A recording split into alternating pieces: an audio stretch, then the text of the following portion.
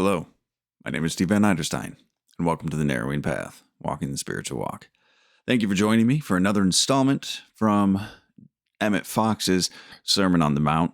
We've been going through the third chapter of this book in phases, broken up in the by the Bible verses that he was reading, and we are in the fifth installment of that right now. And I'm looking forward to getting into it with you. It's a really great one. It's a lot of talking about the way we think about things, which, I mean, is the key to this whole spiritual progress thing anyway. So I am excited to get into it, but I also wanted to say thank you for everybody who has been subscribing, following, liking, watching the shorts, watching the actual videos. I really do appreciate the support, and it's nice to get this message out there, something that's really been an integral part of changing my life and my personal growth and becoming a entirely different human being. So I am looking forward to seeing where this takes us. Also, I have changed cameras. You might notice it. It might be a little bit different picture quality for you. Hopefully it's better. So we will continue to upgrade as we go along here. So, but let's go ahead and we'll get into it. I'm going to be reading out of this copy right here. This is from 1938. Last week we talked about why it's important to really try to get to the most original versions that we can, because sometimes there's some differences in the versioning, which I wouldn't have caught. And it was quite a crucial one last time too. So I was very excited to be able to bring that to you. And also, yeah, that's why I get the most original as possible. Also, you can get a copy like this or another reprint that's out there, whatever you'd like to do. They're all good. So, but just be aware the reprints do sometimes have some editing that they don't tell you about. So, let's go ahead and get into it. I'll read it, and then we'll talk about the message in it. So, here we go. This is Emmet Fox's Sermon on the Mount, chapter 3, the fourth portion.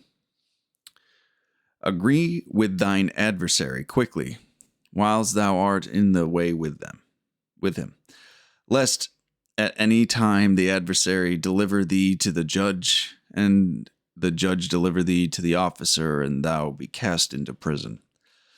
Verily, I say unto thee, thou shalt by no means come out thence, till thou hast paid the uttermost farthing. And that is Matthew 5, verse 25 and 26. This paragraph is of the utmost practical importance. Jesus is stressing here the instruction contained in his injunction to watch and pray. It is ever so much easier to overcome a difficulty if you tackle it immediately at its first appearance than it will be after the trouble has had some time to establish itself in your mentality, to dig itself in, as the soldiers say. Soldiers know that as long as troops are marching across open ground, it is not hard for the enemy to scatter and destroy them. But once let them dig into the ground and entrench themselves, and they become exceedingly difficult to remove. So it is with evil. The moment it presents itself to your attention, you should immediately turn it out. Repudiate it, refuse to accept it, and by quietly affirming the truth, give it no chance to dig itself in. If you do this, you will find that it will have little or no power over you. This procedure will involve a tussle, and it may appear for a little while that the enemy is gaining ground. But provided you have tackled him in the very beginning, he will presently disappear, and you will be left victorious. On the other hand, by accepting the error and by thinking about it, you are incorporating it into your mentality. And if you go on doing this for long enough, it may be exceedingly difficult to get rid of it. Most of us realize this is our cost. We find it comparatively easy once we have learned to pray scientifically to overcome new difficulties as they present themselves. But the older ones, whose position we have fortified by long acceptance, are difficult to dislodge. Jesus, in accordance with his usual custom when he wished to drive home a particularly important point, employed a graphic illustration from the everyday life of the people around him. In those times, the law governing debtors was extremely severe. When a man found himself in debt, it strongly behooved him to come to terms with his creditor by any acceptable means and as quickly as possible. Even at the present day, it is highly important for the debtor to keep up his case from coming into court if possible, because there are such things as costs. These are added to the original debt, and the longer the case drags on, the more the lawyer's fees, court dues, and expenses of various kinds accumulate, all piled on top of the debt proper. Indeed, cases are cited where the costs involved in legal proceedings actually exceeded the original debt itself. So it is with the various difficulties that present themselves to us in our daily lives. The original difficulty as it first appeared usually becomes multiplied many times by our wrong thoughts concerning it. And we do not go free until the whole debt is cleared. By coming to terms with the adversary in the first place, this is to say, by getting our thought right immediately concerning the difficulty, we incur no costs, and the transaction remains a simple one. Let us suppose that you find yourself sneezing. If you say, "There, now I have caught cold again, I am in for it," and then proceed, as people so often do, to dwell upon the thought that you have caught cold and on the various inconveniences that will probably follow upon that, you are giving the trouble the opportunity to dig itself into your mentality. People often go on from this to indulge in quite a meditation upon sickness in general, and colds in particular. They will think over the previous few days to discover when they caught the cold, and they will probably decide with considerable satisfaction that it must be due to the open window on Tuesday, or to sitting on Wednesday in the company of a friend who already had a cold, and so forth. Then perhaps they go on to think over several so-called remedies which, however, they have found them in the past to be useless. Very frequently, they will actually speculate as to how long the coming cold will last, usually appointing some definite time, such as 10 days or 2 weeks, which, for some reason or other, they suppose to be the natural duration of a cold.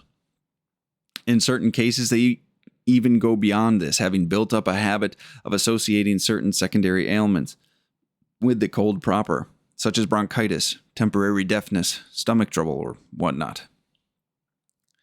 Now we have seen that this is the very way in which to produce all these things, and therefore it follows, as a natural consequence of that, in due order, they put in their appearance as per schedule. If such a person has some general knowledge of truth, he will, after thinking in this way for some time, begin to treat himself spiritually as best he can. But by this time he will have amplified the error so strongly, will he have allowed it to dig itself in, that the handling of his cold will be quite a difficult business. If upon the error first presenting itself to his consciousness, if, that is to say, at the first moment that the possibility of catching cold occurred to him, either through sneezing or feeling chilly, he had immediately rejected it, claimed his dominion, and affirmed the truth, that would probably have been the last of the matter, or at least the whole thing would have been over in a few hours. Precisely the same rule applies to any other form of error thought. Business or family difficulties should be handled in the exact same way. Let us suppose that upon opening your morning mail, you find bad news concerning business affairs.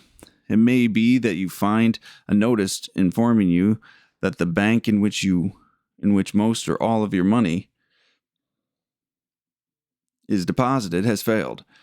Again, the usual thing in such cases is to accept the worst and to dwell upon it at almost any length. Many people in such a case would quite saturate themselves with the thought of ruin by thinking over it all day long and probably all night long too. And by discussing it in all its details with other people and rehearsing every kind of trouble and difficulty that might come to them as a result of the occurrence. In addition to all this, there would, in many cases, be bitter resentment and condemnation towards the people, bank officials, and so on, who would be held to be responsible. Now, even a very slight knowledge of the causative power of our thoughts will show us that the result of all this must inevitably be.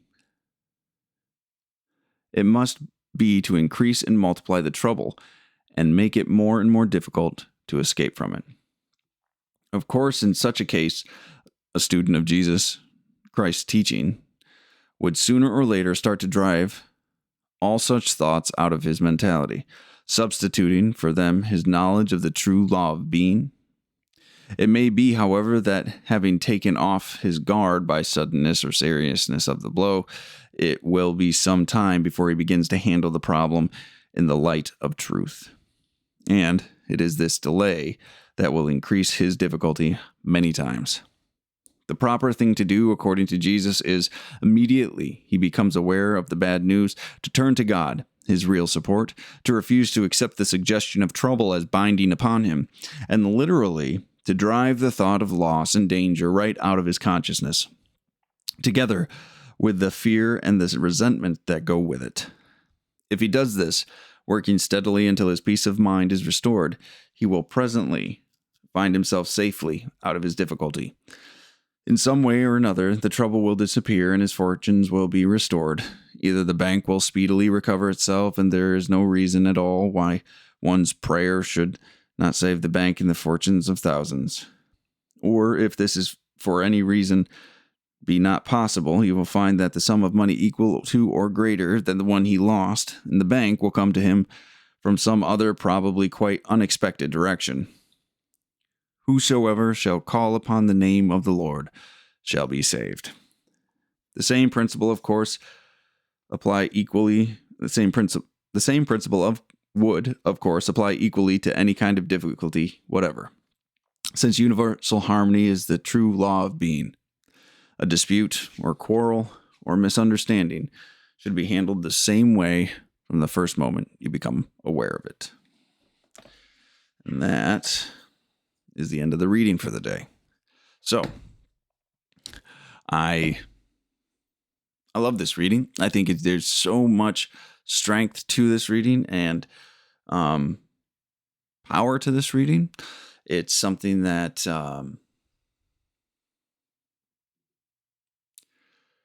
really, truly describes how we make our own problems even worse, how I can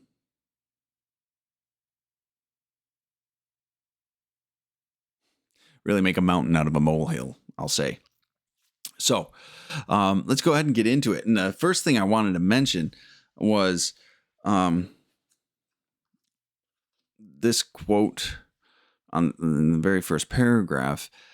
It is ever so much easier to overcome a difficulty if you tackle it immediately at its first appearance, then it will be after the trouble has had some time to establish itself in your mentality. So, I mean, this seems like a pretty obvious concept to many. It is to me now.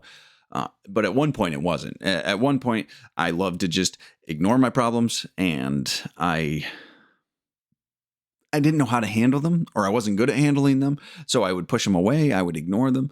I wouldn't actually address them, at least not in any way that would be considered proper. It would just be something I would constantly be running from, something that I would constantly be having to bury. I wouldn't address anything like head on, straight on. I would be always avoidant. So do not let things fester. You know, we talk about this a lot with resentment. As problems arise, address them then. Don't hold on to anger. Don't hold on to the resentment. Don't hold on to the frustration, right?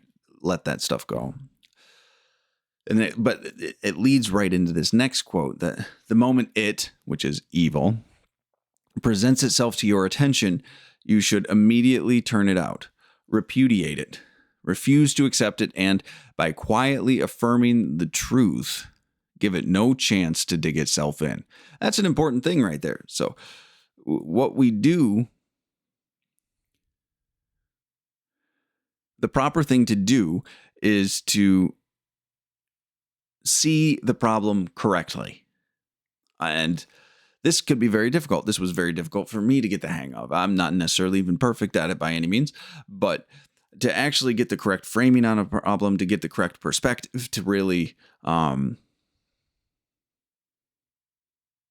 see something in a way that was much healthier for me to see it in, took a while. Honestly, it took a lot longer than I'd probably care to admit. But by quietly affirming the truth, again, the truth in this sense is the capitalized truth, meaning the actual truth, the truth given to us by God, the God of your understanding, whatever that would be. And because when you actually affirm the truth, when you're actually looking at something correctly, when you're actually taking the correct perspective and taking the correct understanding, there's a lot of freedom in that, right? We're not bringing it into ourselves and bonding with it, and we're not letting it define our outlook on life. We're not letting it to distort our perceptions of things. It's not tainting our perspective of the world. So it's very important to actually see the truth, right? Because a lot of the times we're human beings, and we will take it. The first way we see it is in a selfish, self-centered way. We're self-absorbed. We see everything in the context of me, right? At least I did, and I still do sometimes. But to actually affirm the truth of the matter, right? Someone's yelling at me, I could take it personally and get angry back, slip into self-pity, get anxious, or I could affirm the truth and say that has nothing to do with me. If that person wants to be angry and frustrated and behave in that way, that's their decision. They've got something going on. Did I do something maybe to bother them? Yes, but they still had a choice. Or did I do something? Possibly, yes. I did not always a definite, just to correct that. But they still have a choice in how they choose to behave and conduct themselves, right? If they choose to behave and conduct themselves in that way, that's not really about me. That's the correct perspective I need to take. Because if I don't, and I hold on to the selfish and self-centered one, that's going to have a rippling effect. And we talk about that in this chapter. So, like resentment, in the fourth step for 12-step recovery, taking a look at resentment and saying, this is another sick person. We recognize our actions in a situation, like what role we played, and then we take a look at the other person and say, this is a sick person. How can I be of service to them? How can I help them? That's a wholly different way to actually look at stuff that I wasn't really on board for. I liked the anger. I liked the resentment. I liked the self-pity. I liked feeling like the victim in some way because it allowed me to excuse my behavior in my own mind. So taking that right perspectives right at the beginning saves us from having to backtrack and having to change a lot of other stuff. And also, I just wanted to give, a definition. Repudiate means to disown or disclaim. So instead of taking something personally, to repudiate it would be, it's not about me. Their actions are about them, right? It's taking your initial thought that's causing your emotional reaction and saying, and putting in the truth and the correct thought. And that would be to repudiate and replace with the truth. So, which is a really great word to use in these circumstances, actually. So, and you've the results of not doing this, I said them already, but this can be self-pity. This can be resentment. This can be depression. This can be anxiety. This can be so many mental health issues. This can be behavioral issues, right? How it can manifest. It manifests in a lot of different ways. So it doesn't mean, I also want to say this, it doesn't mean you deny reality. You just put reality in the correct context with the correct perspective. That's really important. It's not, I'm not sitting here telling you like what you think happened didn't happen, right? People go through terrible things. People are victimized in terrible ways. People make bad decisions. Natural disasters happen, right? So reality occurs. But what we get to bring to it is our understanding of what it means, is our perspective and the context of it, right? There wasn't an earthquake because I needed to lose everything, right? If an earthquake happened and destroyed my house along with 10,000 other people's, it's not about me, right? It's something that occurred. I didn't lose everything because the world's not fair to me. I need to reframe that. A natural disaster happened and I lost a lot of things, but maybe I needed a new time to restart. Maybe I needed to rebuild some things, right? It's framing and perspective and context just helps with so many things. So many things. It doesn't change a sad situation. It doesn't excuse anyone's actions, but it gives you the freedom from the self-absorbed emotional state we put ourselves in. So it's just taking that perspective, bringing the context of a situation is really important. And he says, if you do this, you will find that it has little or no power over you. Now, isn't that beautiful? We don't necessarily associate having a resentment, being in self-pity, anxiety, trauma, frustration. We don't really necessarily associate all of that with giving our power away. But a big thing in self-help communities today, a big thing in clinical therapy is to take your power back, quote unquote. And there's a big, this is what this is. These actions and this perspective and this process of affirming the truth, which is applying the correct perspective and context, is taking your power back, is stopping this victimized mentality and allowing yourself the strength to stand up on your own 2 feet, the strength to be able to move forward through something, the strength to allow yourself to heal. This is really, really important, right? This is how we let old wounds heal even, right? This whole piece in this chapter is about the quicker you address it, the quicker it heals. And the smaller the wound is too, right? If you get a cut and you address it immediately, it'll heal. Probably won't even have a scar if it's a small cut. But if you don't address it and it gets infected and it just keeps getting ignored and doesn't get even acknowledged as a problem, guess what? You can have something amputated, right? It can it can cause a deformity in your physical appearance. Well, these old and self-centered, self-absorbed, selfish perspectives that we take cause a deformity in our character the exact same way.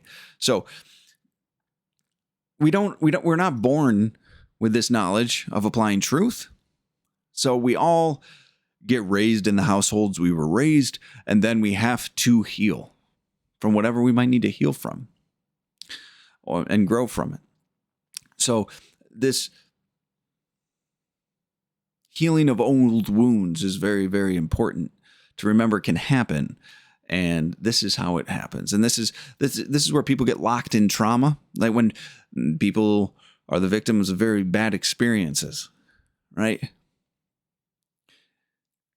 Healing from trauma is the reframing and the correct understanding and context. Now, when I say correct, it doesn't mean It disqualifies your perspective or your understanding by any means.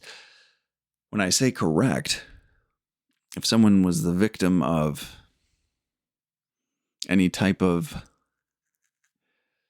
abuse when they were a child, it's going back and taking a look at this and reframing it, saying no child deserved to be abused. That it wasn't actually about the child. It wasn't about them. It was about the parent. It was about the person that did it. That person made decisions that affected us personally, but it does not mean it was about us. And when you can take that even very broad perspective that I just gave and apply it, it can help change some perspective and let some resentment go and detach from this pain and actually correct. And so you can change your behavior going forward. You don't want to keep giving that old experience power. That's letting someone guide your life and your decisions from a situation or circumstance that happened a long time ago. And still giving them power. This is how you take your power back. So, he goes on to say, on the other hand, by accepting the error and by thinking about it, you are incorporating it into your mentality, right? So if we don't actually do this right on the rip, if we don't do this right in the front end of experiencing something, if we don't intentionally put ourselves in a position to readjust our perspective and put things into context, right? And take it and pull our own emotional state out of it, then we're accepting that negative emotional belief and we're going to get stuck there. We're going to get stuck there. And that's what he talks about, digging in, the soldiers digging in, like getting entrenched into our thinking, right? And that entrenchment's real, that we become entrenched in a way of thinking. If you have a victim mentality, it's getting entrenched in the way you think. If you had a bad experience with authority figures and you believe that all authority figures are bad, well, guess what? You're going to bring that with you going forward. You're letting that one experience become entrenched in that belief, become entrenched in your mind, and it will guide your actions going forward. It becomes ingrained in us, right? And then we attribute it to being part of our character and unchangeable, which is not true. It might be difficult. It might take a long time. It might take a lot of effort. It might be a painful experience to rid yourself of it. But I do truly believe that if people apply themselves thoroughly, repeatedly, relentlessly, that eventually they can crack that. They can work through that. My own experience shows me this. The experience of others I have seen go through it has shown me this. Instead of thinking about this and letting it guide our lives, right? When we do that, it makes us sicker. The longer we do this, the more ingrained it becomes. That's why addressing it as soon as it occurs is extremely, extremely important, right? And the thing is, he addresses this too. We find it comparatively easy, once we have learned how to pray scientifically, to overcome new difficulties as they present themselves. So when you learn this information, it's pretty easy in the grand scheme of things to be able to take the correct actions. But the older ones, whose position we have fortified by long acceptance, are difficult to dislodge. So I think this is really important that he actually put this in there. Because some people can get discouraged, right? Some people can use this new knowledge to beat themselves up for the past and not thinking about things properly, or we'll use anything to create some self-pity for ourselves. Or at least I used to. So he's addressing this specifically. He's saying, hey, it becomes quite difficult after you've let this get entrenched, right? So he's pointing out that going forward, it's easier, but the older it is, the harder it is to pull out, but it is able to be dislodged. This is, again, what we would call trauma, right? This is a reference to, what modern day psychiatrists and therapists and counselors would say is trauma, right? This old stuff that we didn't know, this new information, this spiritual work, this perspective, and this adjustment to our thinking when we were young, potentially, and we didn't have any other basis but what we knew, right? What we were taught. We didn't have the ability to really create anything new except for just learn what was immediately presented to us, right? So when he says acceptance here, he's saying the acceptance of what we believe is truth, right? What you have continued to tell yourself was the truth of a situation, right? And now this is, again, I don't want this to be seen as discounting someone's experience, right? If someone was victimized in any type of way, that's a horrible thing. And I'm not telling you that didn't happen. But what I am telling you is there is some space usually for you to shift your perspective, to give yourself some freedom from this, right? What you've accepted as the truth about the situation that has had a negative impact on you, your emotional development, your character development, your life's development, your ability to interact in a healthy way socially with other people and with yourself primarily, probably has some wiggle room in it. Now, this is something that might be difficult for people. A lot of people become attached to their belief systems, even if it's negative and unhealthy, even if it's causing them damage and pain. Some people get attached to these.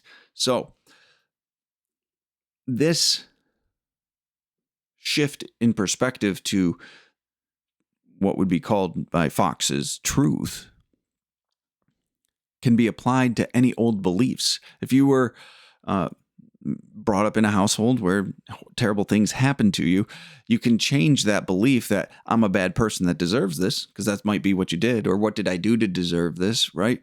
Or they love me, they wouldn't hurt me if I didn't deserve this, right? Those are beliefs we learn about ourselves because we're too young to understand that that's not what's going on, right? We accept as truth what we best can in those situations, usually to just get through them, but it leaves us with residual scarring emotionally, right? So this reorientation of perspective, this reorientation of context can free yourself from horrible old beliefs, can free yourself from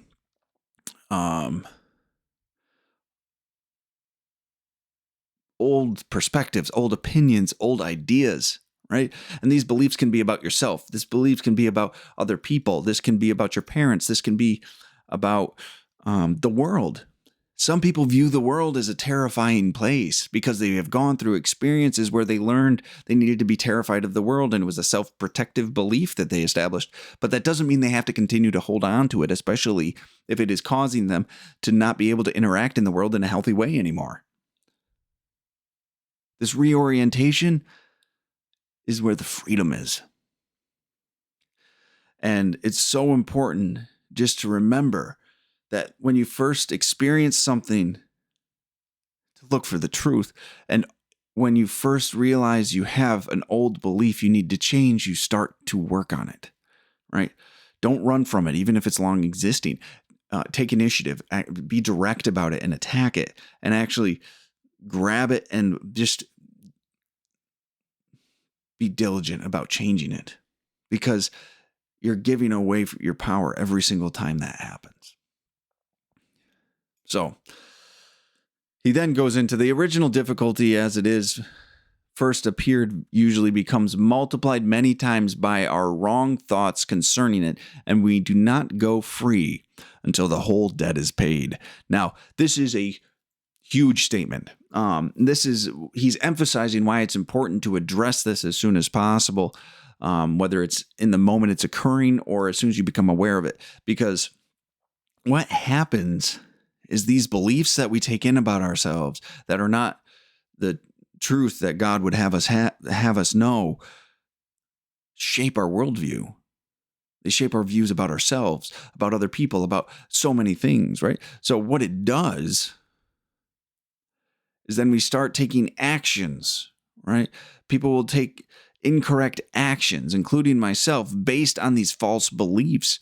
And we'll start behaving in certain ways, and we'll start removing certain people from our lives, or we'll take certain jobs, or we'll have certain habits or behaviors that really damage us and damage those around us. And we think, well, this is just how it works. People will take that incorrect and unhealthy perspective, then continue to make decisions based upon it. That's where the dangerous part of this is. So when he talks about usually the problem becomes multiplied many times by our wrong thoughts concerning it, right? If you think every person in authority will abuse their authority, you're going to consistently have problems with people of authority. If you always view men as dangerous, let's say, you're going to treat them as such, and you will shape your life around that, and you will live in fear because of that. Or if you think every dog is going to bite you, or if you think you'd never deserve to get anything good, you will make decisions based on that belief. And you will have self-fulfilling prophecies going over and over and over again. And it's really, really unhealthy. And it becomes a place of desperation and a resignment to self-pity of like, why does this always happen to me? And it's, well, you're taking actions that actually put you in a position for that to fail, or for that horrible situation to reoccur. It's unfortunate that that's a truth, but that's what we do. And what he's really emphasizing here is that we have to, if we don't address it soon, we'll build a life and we'll take actions around the incorrect and unhealthy belief and perspective we have formed. And then when we actually go back to do the work, so this is why people don't do it, is because you have to correct so many things. This the 4th step in 12-step work again, or even in CBT for a clinical reference, like this reframing that occurs. People don't like to do it because if you've made decisions from an experience that happened long ago, and then you change the way you view the experience long ago, that means you've made the wrong choices along the way now. That means maybe wrong is not the proper word to use there, but that means you've made decisions that were not the healthiest ones to make, that had a negative impact on those around you. You did the best you could in those situations, but now that you know different, you might have to address the fact that you've harmed people in your life unintentionally because of that old experience. So people will resist this, right? And I've seen people build an entire life around a resentment. When you see people have a resentment for a parent, and then they just go and they do exactly the opposite of what that parent wants them to do, that's building a life around a resentment. You are making your life decisions out of hatred for an individual. That's not you genuinely and authentically making healthy decisions. That's you just doing what you want to spite somebody. Now, that's never a good thing. That's never healthy for yourself or anybody else. And you're going to harm yourself and others along the way. I've seen people destroy families. I've seen people destroy friendships and lose jobs and just harm so many just because of a wrong belief. Just because of a wrong perspective that they took and they believed to be true. Right? This work that we're talking about, this spiritual work that we are discussing here, is a crucial thing to be able to learn to live well, to be able to learn to live in harmony with other people, to be able to find that freedom. And he says, we do not go free until the whole debt is paid, right? So the longer you've been making decisions on this, the more unraveling you're going to have to do, the more readjustment you're going to have to do, the more changes you're going to have to make, the more conversations most likely you're going to have to do, right? For myself, I thought college was a failed institution, that I didn't need it. And if you talk to some people, they might believe the same. But I've since changed that opinion, and I had to go back through school for 5 years to get a master's degree, right? And I'm in my 30s. I put myself in an unhealthy position because of that, holding on to that belief, right? I made decisions based on my resentment, and the resentment, I'll say resentment, but the belief was I wouldn't be able to make it through anyway. And that manifested in all sorts of unhealthy ways. So you have to fully heal from when it occurred to every decision that you know of that you've made on it. It all becomes untangled. It all gets straightened out eventually, but that's where the truest sense of healing happens. And that's where the freedom is. That's where your joy is doing this work. So I really love this topic of conversation, this concept. And Fox goes into a couple examples about this, and I'm not going to dig into them too much, but I related to them. At least the first one, he talks about how people they'll sneeze, and then suddenly, within a minute of the sneezing, they've realized they're getting sick, and they've accepted the fact that they're getting sick, and they probably got sick because a window was open last Tuesday that they sat next to, so they probably caught a chill and blah, blah, blah, blah, right? So they have this belief because they sneezed once that they're going to get sick, and then guess what? Their body follows through with it. Now, that might sound ridiculous, but I want to honestly ask yourself, have you ever made yourself more sick than you actually were? I know I have. I know that I have gotten sick, and I have I won't say intentionally, but the way I was thinking about it, it exaggerated it to a point where it was unreasonable. This sense of sickness turns a mountain into a molehill, right? When in reality, I could have just sneezed and been like, some allergy or something like that, right? Not even that, just something tickled my nose, and then moved on from it, right?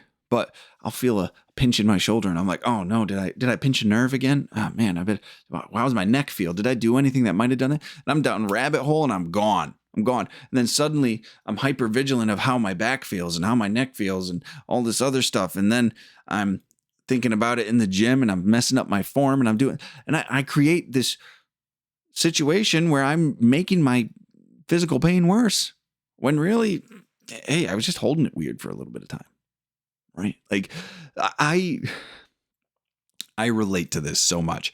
And then it's, if you think you're like the COVID, if you think you're going to go out and you're going to get COVID, you're making yourself more receptive to getting it. I swear that's the truth. And I've gotten it a couple of times. So I'm not perfect at this, right? But he also says, well, you might actually have physically caught a cold, but instead of it lasting 10 to 14 days, like you're projecting it's going to last, maybe it just lasts 24 hours. Maybe it just doesn't even last a day.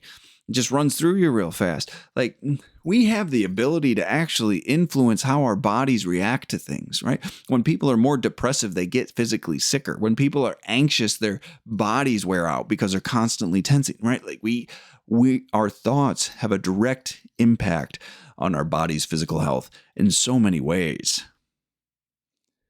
And we cripple ourselves in a lot of ways because of what we're believing is truth from something we've just made up, by some thought that we have associated with something. And then suddenly we've turned it into this huge thing. It's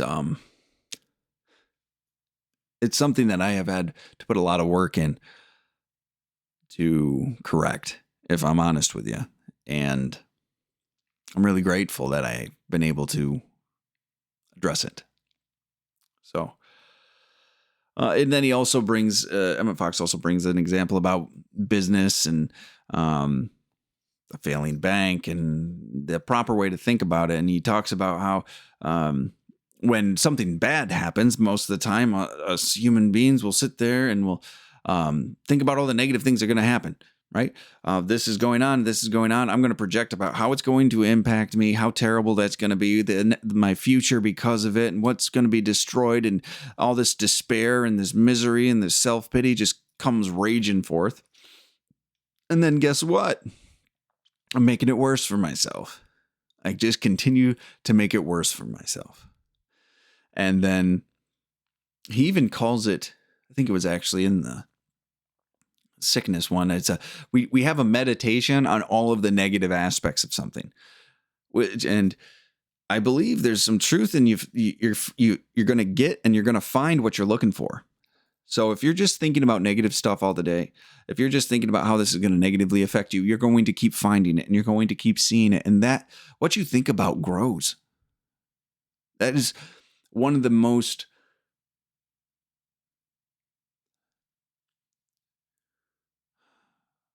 it gave one of the most enlightening things that I've truly taken to heart was whatever you think about grows. If you're thinking about negative stuff, if you're thinking about unhealthy things, that's what you're going to grow and that's what you're going to find. If you're thinking about positive things, if you're taking a correct perspective, if you're having a God-centered mind, a Christ-centered mind, if you're constantly trying to remain in touch with the God of your understanding, whether that's the universe, Mother Nature, whatever that is for you, if you're there, you're going to find that.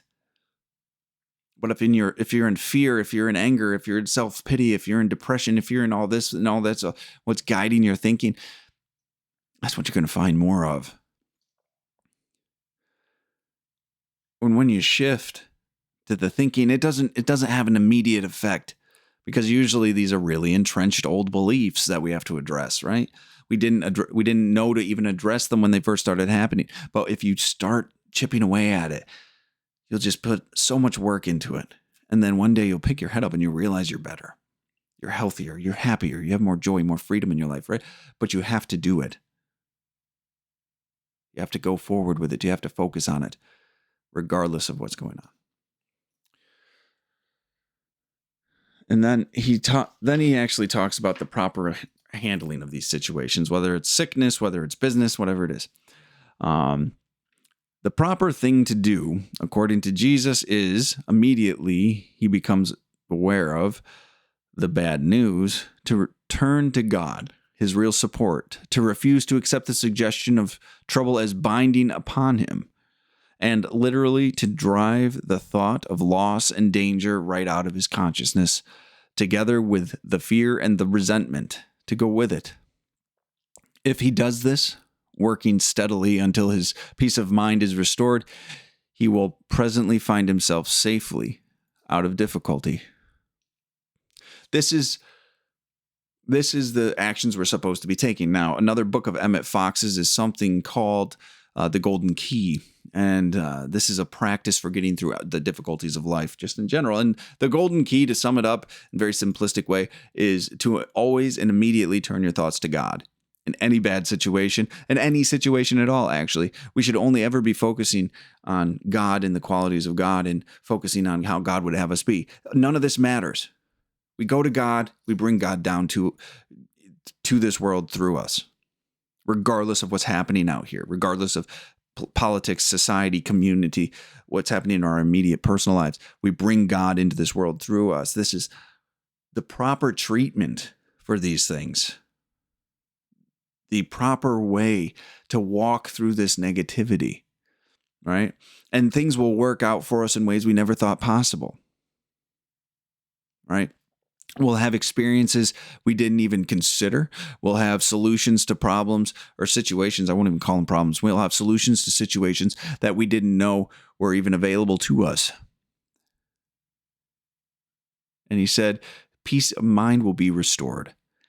The more we focus on the God of our understanding instead of the problem, the more peace, the more serenity, the more freedom, the more joy we will have. And doing this, even in the roughest of times, even in the scariest of times, to have this practice, That's what's called faith. Those are big steps. Faith is meant to be practiced. And this is what it looks like. Regardless of your circumstance, regardless of your beliefs, regardless of what is going on any level of this physical world. Practice your faith to walk through it, whatever that is for you. Like I said, these are principles written in a Christian perspective, but these are principles that can resonate with any religious practice, with any spiritual practice.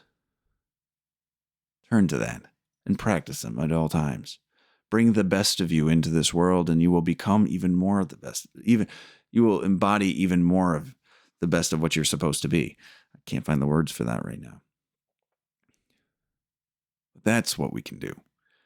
And that's what this whole section was talking about, is to reorient ourselves to the truth and constantly bring that truth to this world. Whether it's something new happening, something old we just be made aware of, correct the perspective. Free yourself from it so you can live a happy, joyous, and free life. It's there for you. And that brings us to the end for today. Absolutely fantastic. Love this part. So much is packed into it. I hope you guys get as much out of this as I do. And I appreciate all of the engagement I'm getting with these videos. It's really encouraging to me. So I hope y'all are maybe getting the book and having to read for yourself. I truly do appreciate that. So follow us on YouTube, Twitter, Facebook, TikTok, Instagram, whatever it is, wherever you're watching this stuff at. Thank you. And I'm looking forward to finishing up this chapter next weekend. So until next time, thanks.